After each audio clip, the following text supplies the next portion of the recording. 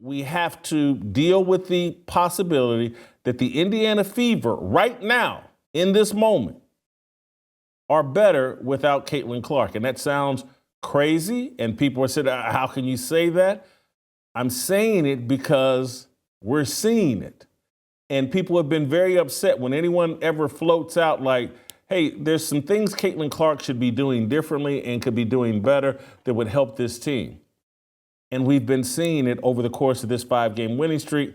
On Sunday, they went out to Seattle and knocked off the Seattle Storm. And it has raised the possibility, for those of you that are longtime sports fans or remember the great days of Bill Simmons when he was writing columns, Bill Simmons used to always talk about, part of his shtick was the Ewing theory. The Ewing theory is something that Bill Simmons wrote about in 2001. 2001, am I right? Yeah, 2001. And it's been famous ever since. And the theory is, wait for it, where is it? I wrote this down myself. Bill Simmons argues that a team may play better after losing a star player who receives a lot of media attention and fan interest, but hasn't led the team to a title. What has transpired here with Caitlin Clark? She's been fighting injuries all this year. She re-aggravated her groin injury. She's been out the last 7 games. There have been content creators, and this is where I'm going big picture and where all these other things that I'm going to talk about in this show, they're all going to connect to this. This matrix that has been built over YouTube and over social media.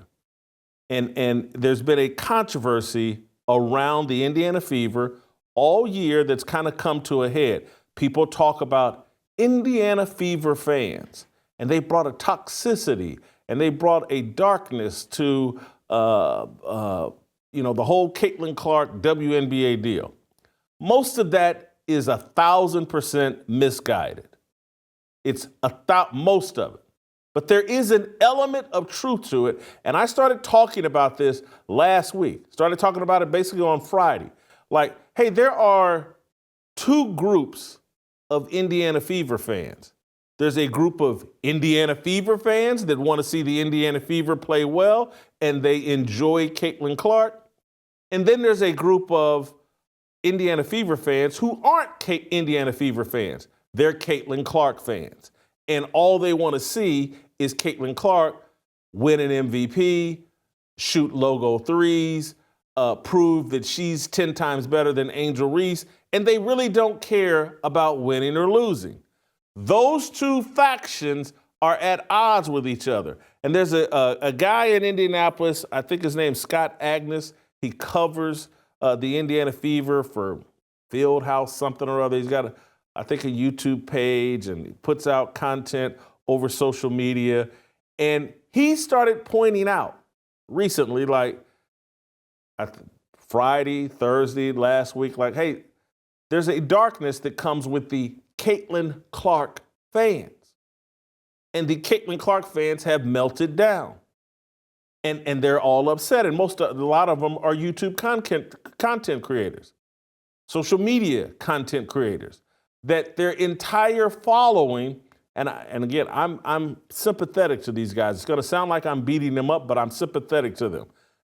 Their content, traction, views, everything is dependent on a Caitlin Clark narrative. Caitlin Clark proves X, Y, and Z. Caitlin Clark, Fever can't win without Caitlin Clark. Caitlin Clark is better than Angel Reese. Everything is built around what Caitlin Clark did. If they just have to talk about the entire team, there's less clicks, there's less views, there's less traction. Their relevance goes down.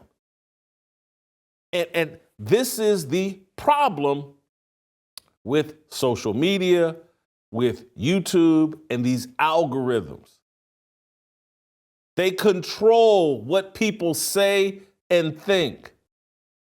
You're now a slave to your audience. Oh, if I inch anywhere towards the truth, if I question, and I've experienced this, I experienced it last season when we were getting all this traction and attention off of talking about Caitlin Clark and the Indiana Fever and that phenomenon when I would occasionally say, hey man, Caitlin Clark just jacking up these logo threes and Caitlin Clark and all this whining and flopping and arguing with the refs.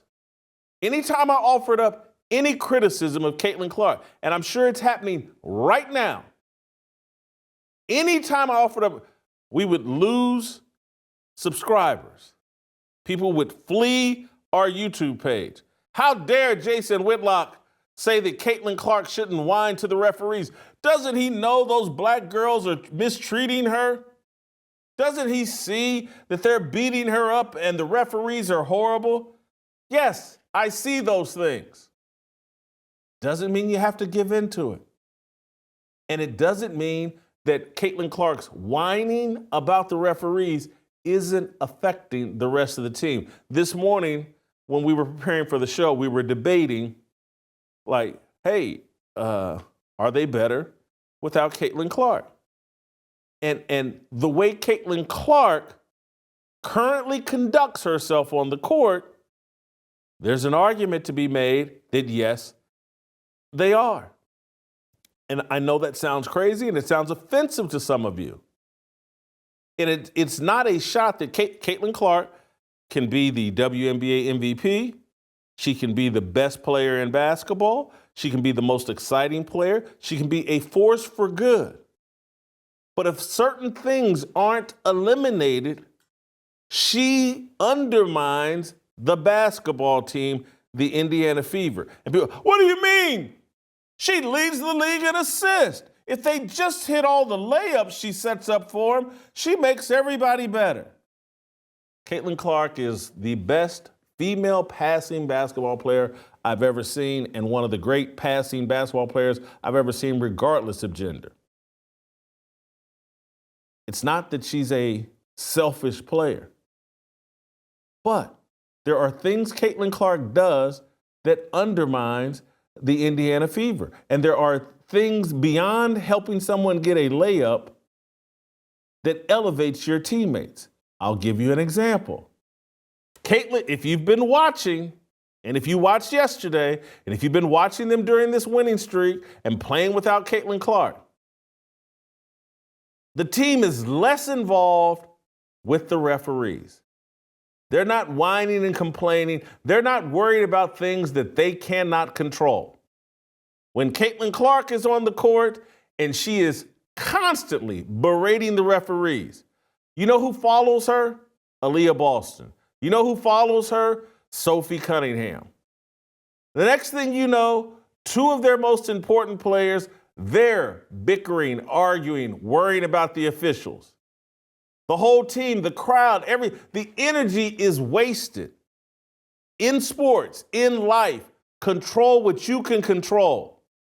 Trying to control the referees, you can't control them. What you end up doing is creating animus from the referees where they start picking on you because they don't like you because you're a spoiled, bratty team. And also you've distracted your teammates from focusing on the job of just playing the game and letting the referees ref the game. If you watch the Fever without Caitlin Clark, they're more focused. If you watch the Fever on the defensive end, they're more focused and more committed. Caitlin Clark spends so much time thinking about the offensive end of the court and when's her next logo three going to fall, that the team ends up following her lead. And they're less committed on the defensive end because Caitlin Clark, and she has admitted it, she rests on the defensive end way too often because she tries to conserve her energy for the offensive end. She's always had to do that. The offensive load was on her in grade school, junior high, high school, and in college because her teammates weren't that good. And so smartly at Iowa, in high school, in junior high, in grade school, she rested on the defensive end and just outscored people on the other end. Well, now that she's in the WNBA and she's got other players, teammates who can get buckets, She doesn't need to rest on the defensive end because she's not as necessary on the offensive end. I said not as necessary. I didn't say unnecessary. But she's overly focused on the offensive end, and that the team follows her lead. She's the most dynamic female athlete we've ever seen in the WNBA. People follow her lead. Her teammates follow her lead. And a lot of times with the whining with the refs and with the lack of attention on defense, she leads them straight to hell. Like what you saw? Hit that like button, subscribe, and check out the full episode by clicking the link below.